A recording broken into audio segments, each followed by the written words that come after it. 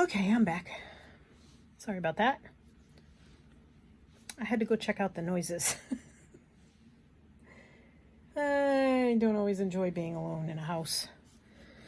So anywho's, yeah. It's all good. Doors are locked. I checked things out. Even Evan went and sniffed where the kitchen leads to the garage, where the noise came from. He sniffed like he thought something was there too, but nothing there. But I've said before a million times, I truly believe this house, and I don't use the word haunted, I believe there are spirits. So, weird things happen. Like the day we were sitting in the living room, the ceiling fan just stopped turning. We were both sitting there, looked at each other like, did you turn it off? I've been sitting here the whole time. Did you turn it off? Nope, I've been sitting here the whole time too. We knew we were sitting there the whole time next to each other. Yeah. So, anywho's. And Evan doesn't hear or see so well anymore, so a watchdog he's not. Not anymore. He used to bark at everything. Of course, I think he oh, sorry. I just hit the cord to the phone. I don't think he was the instigator for the barking. I think Gabby was. But since Gabby is no longer with us except in spirit. Oh, my husband had a dream 2 nights ago. He woke up from the dream because it was so realistic.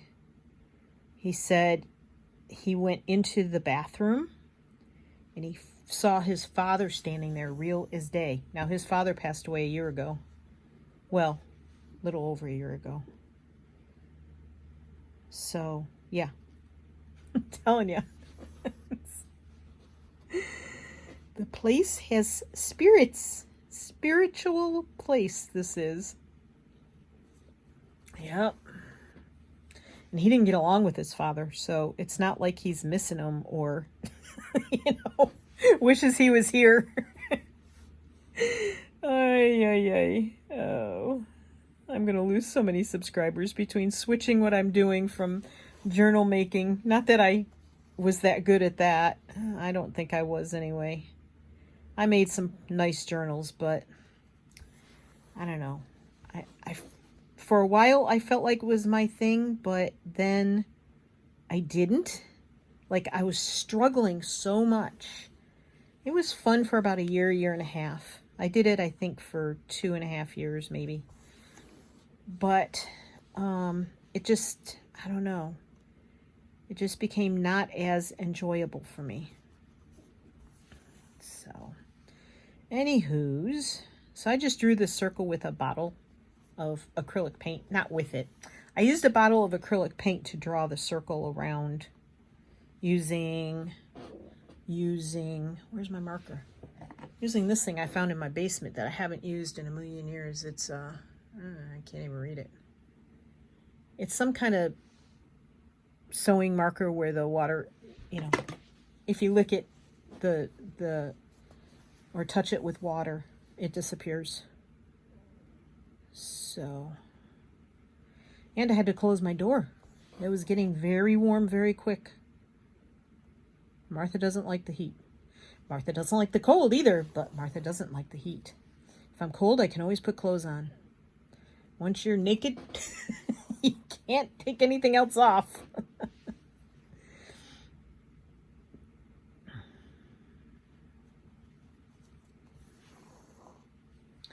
So I like this effect, and there's a lot of things you can do, after you do this. Come on. To fill in the circle and to make it decorative and frame something with it if you wanted.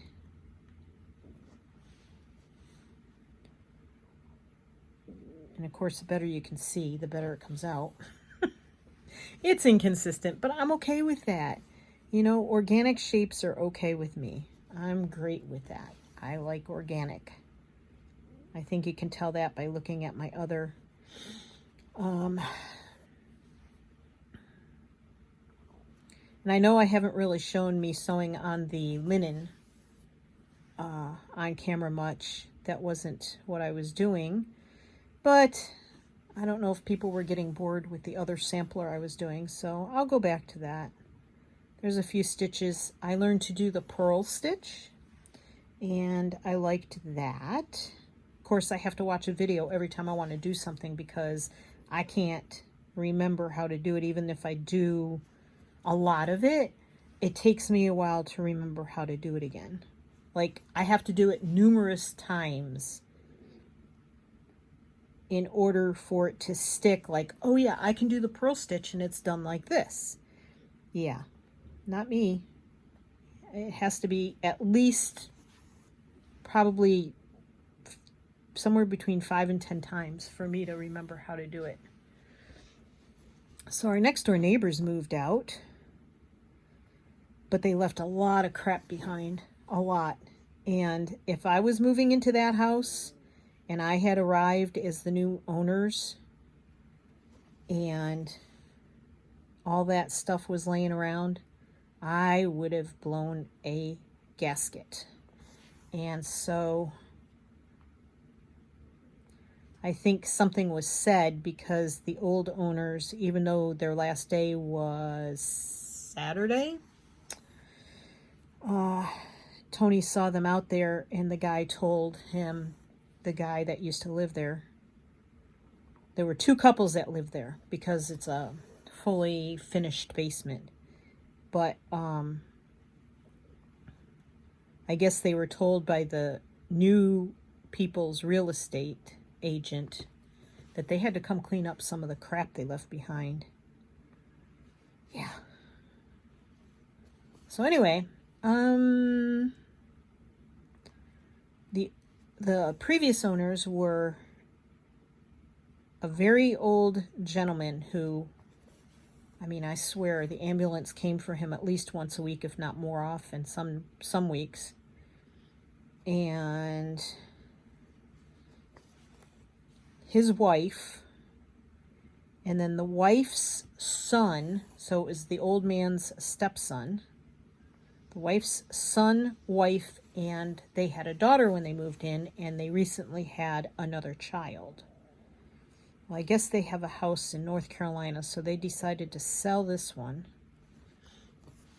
and move down to North Carolina, which doesn't bother us at all because he used to stand outside and smoke, and the breeze would blow the cigarette smoke this way, and we don't smoke. So that could be a bit of annoyance. And their daughter, I don't know, she screamed all the time. Like, she was 4 or 5 probably. But, like, she'd always scream when she didn't get her own way. So annoying. So, anyway, there was that. So they're gone. So we look over this morning because from my sunroom, from our sunroom, we can see their backyard and their back deck and their back patio, just like they can see ours. And so what do I see? I see a young lady with 2 little children running rampant and an old person in a wheelchair, or a person in a wheelchair. We couldn't see the person very well. So, yeah. And we're not in a senior community, so you would think. But anyway, hopefully they are not the kind that let their children run rampant, and they are not the kind that will let them in our yard all the time or whatever. So we're not allowed to put fences up. I would so love to move to a 55 plus. My dream. With an indoor and outdoor pool and bocce courts and all kinds of cool stuff. Okay, what am I going to do with this? What am I going to do? What am I going to do? So this was a DMC number 5. and the number of it was 554. And I just got this either at Michael's or Joann's. Oh, our Michael's. We had a really bad storm last week. Tuesday, Wednesday, maybe? And there was, they said the hail was the size of limes. That's how crazy that storm was. And it missed us. We got some rain, and we got a tornado warning on my phone. Not a watch, a warning. That thing was loud. And interestingly enough, it didn't hit us, but it hit Fredericksburg really, really hard. So it was, I think I'll go with the dark. Go with this. You could go there. I could go with that. That sort of matches. Yeah, do both of those. Mumble, mumble, mumble. Drink. Little sip. So, yeah. So the Michaels, I read on Facebook the other day, someone asked if the Michaels was open or still closed in Fredericksburg or something. They worded it, and somebody said they had their roof cave in. The rain, the wind, and the hail all ended up inside Michael's. So I don't think I'll be going to that Michael's anytime soon. And there's one in the other direction for us. But I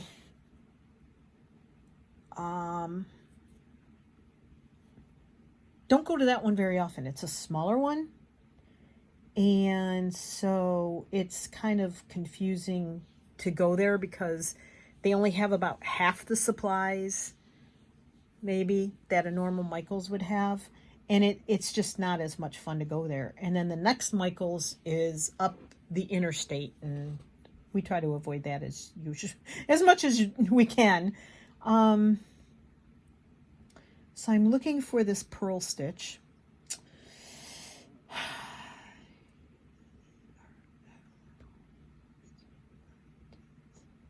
Because I want to do it, but I forgot how.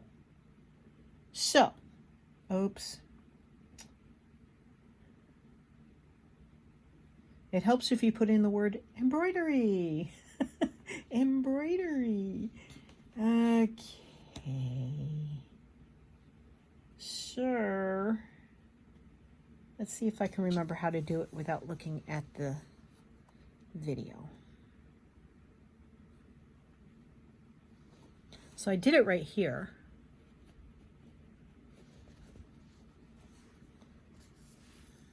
So I know I go like this. So you want a straight line. Well, that's not straight, but you know. Oh, I remember how to do it now. And then you twist it, and then you have to bring this around counterclockwise. So you have to have, it looks like I wind it around twice, but you only want 1, 2 threads there. You see the 2 threads? 1, 2. You only want 2 threads there. And then you pull. And that's your pearl. Which, I don't know. It sort of turns out okay to me.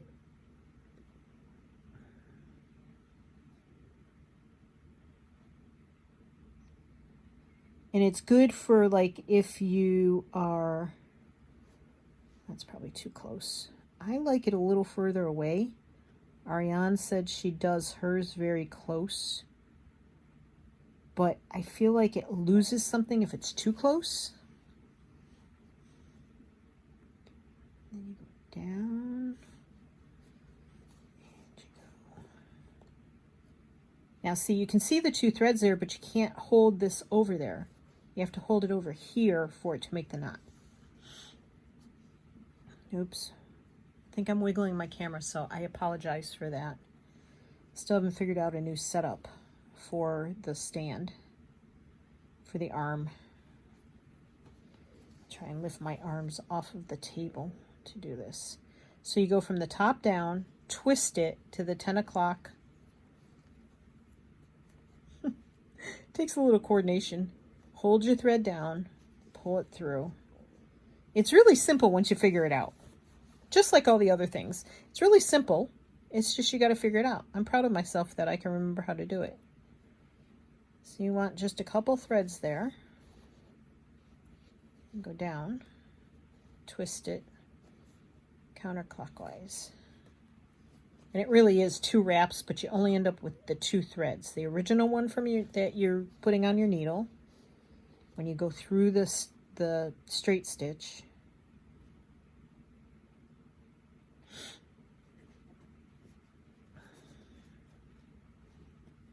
Okay, Martha.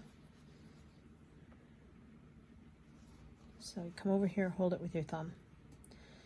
And Ariane does have a video of it in left and right-handed. She does one video where more towards the end of it, she does it right-handed. I know that's not easy for her to do because it's backwards for your brain. Ooh, cloud just came over. Got really dark. Hold your needle. Oops. Martha? I got distracted. Okay. Oopsies. Boy, I'm a mess.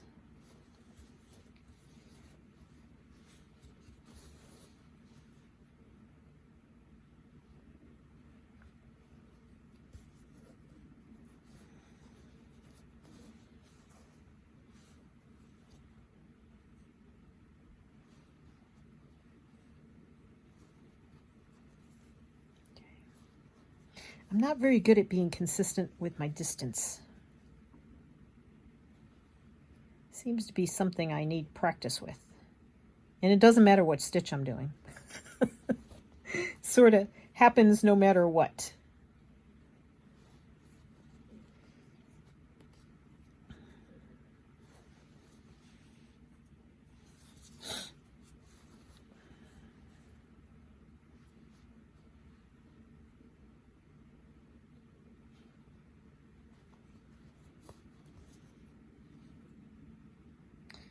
Mowers were out very early on the golf course this morning, but it's Monday, so it's not unusual to that. Tony and I were chuckling like for the next door neighbors, the new neighbors that just are moving in. It's like, welcome to living on the 10th tee of a golf course.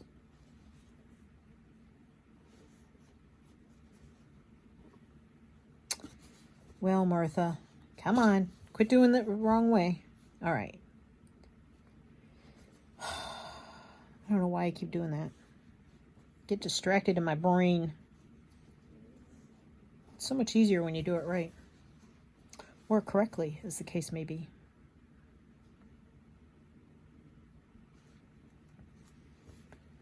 What happened is hearing that noise distracted me. So I'm still distracted.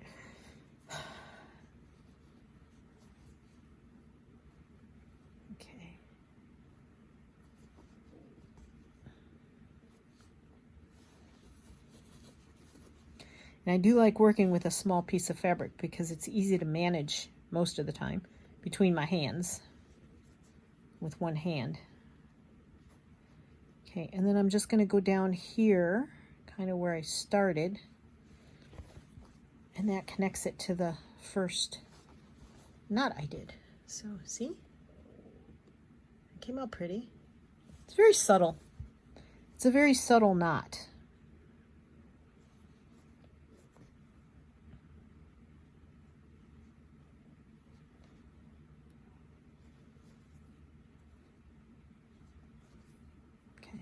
And you don't see the thread that, what I did was I chain stitched I should have pointed that out first.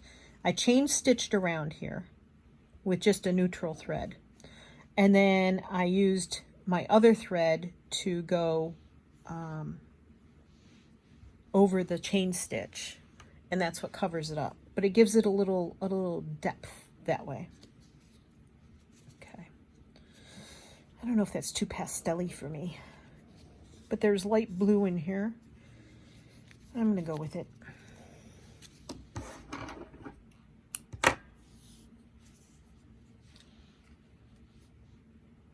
Let's see.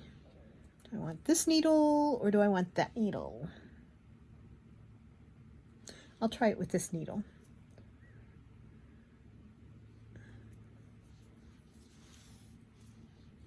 Let me know below what you're working on.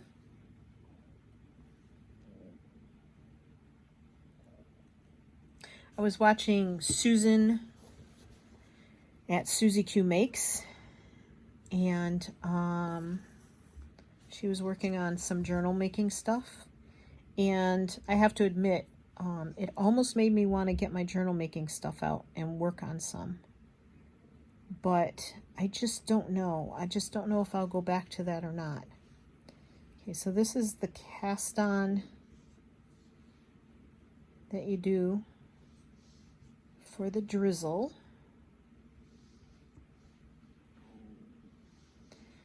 And I don't know if you can hear my tummy growling. I apologize. I did eat before I sat down.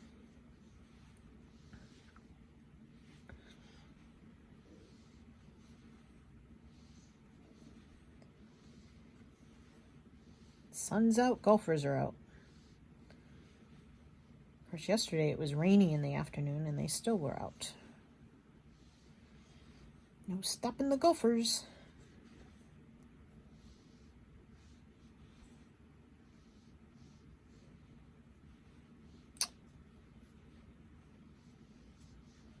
I want this to be quite a long one.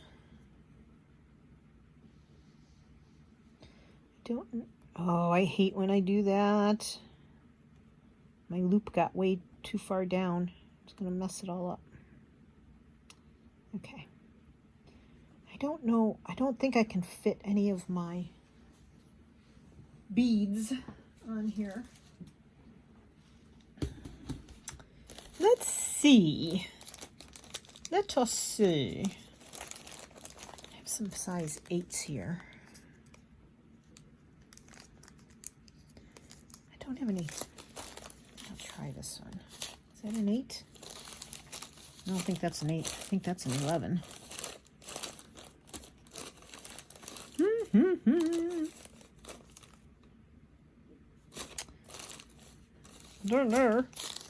Don't know if I can get those through there. I'll try this one. I don't think these are going to fit on my needle, and I don't know if I'll be able to get the thread through it or not. Okay, I'll just dump a couple out just in case I decide to keep using them. Okay. Alrighty. Now. Yuck.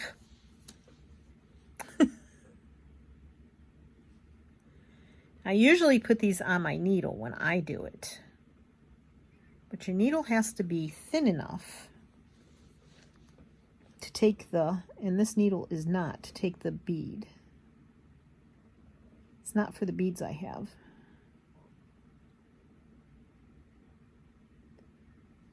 Okay. Oops. Martha, why'd you do that? You don't want to pull it that far. Goofball. All right. And then very carefully, I am going to hold on to the top of this and try and pull these through.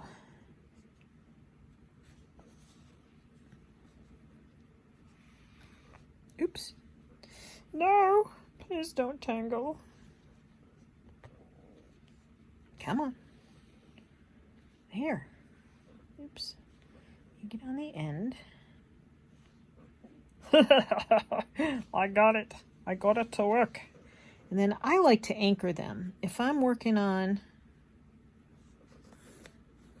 certain things that like might have a tendency to come loose, I like to anchor each one separately. I don't know. It just seems to work better for me that way. That's kind of funny. Googly eyes. They look like googly eyes to me. And you can put the bead on anywhere in the process. It can go in the middle. It could go at the beginning.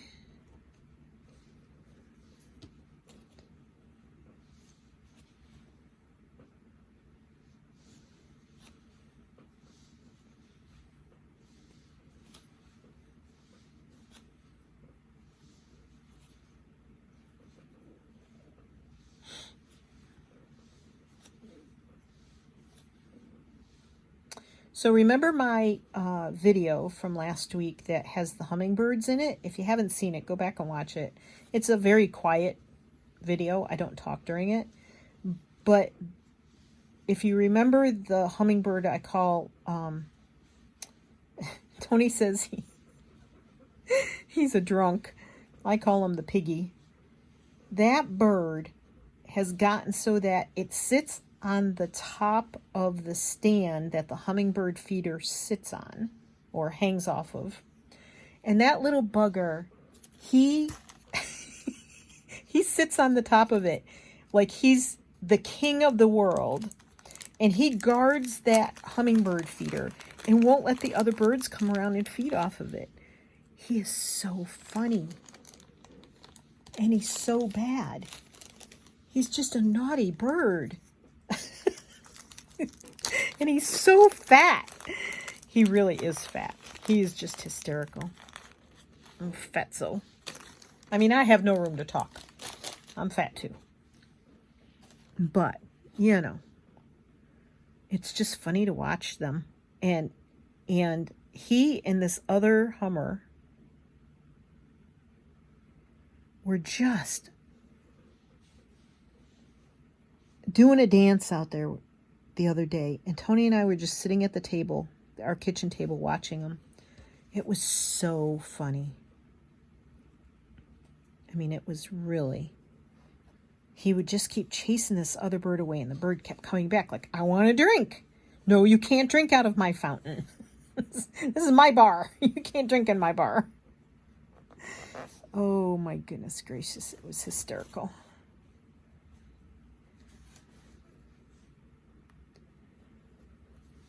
Little piggy that he is. Okay. Oh, that's going to be fun. Just having these hanging out of there. All right. I think I have enough thread to do one more out of this thread. And I'm trying to sort of spread them around because I'm going to do some out of the other thread too. Out of the darker. Come on, fingers. Work with me. So what was I saying? Yeah, Susan. So Susan's going to do a thing with beads, a series with beads. So that'll be interesting. I've worked with beads. I have a bead loom, and I've made flute wraps, which are done on a loom, and my husband and I play the Native American flute. We haven't played in a while, though. We need to dig those things out and play them. Make peace with the spirits in the house. So anyway, but I've made some really pretty flute wraps. But boy, talk about labor intensive. Ay, ay, ay. And you have to follow a pattern, and you have to count. All the things I don't like to do. So I did it for a while. I probably did that for about a year. I do a lot of things for a year or two, and then I switch off. So, 'tis what it is. Okay, I gotta leave myself enough to do a purple one to pull through here. Okay.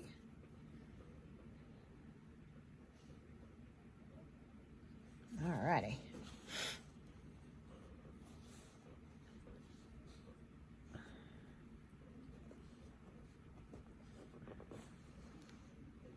Oops, come on.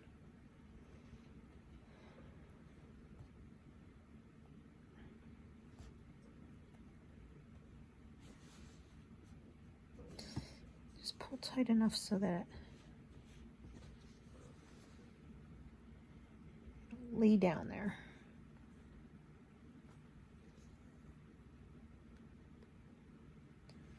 I'm going to end this thread, and I think I'll end the video, but I hope you all have a great day, and I appreciate you joining me. If you like this video, give me a thumbs up, leave me a comment below, and go stitch something fun, or do whatever it is you do. And I want to wish y'all peace and love and happiness and good health and creativity, and go make something fun and happy. Love y'all. Take care. Peace out. Bye.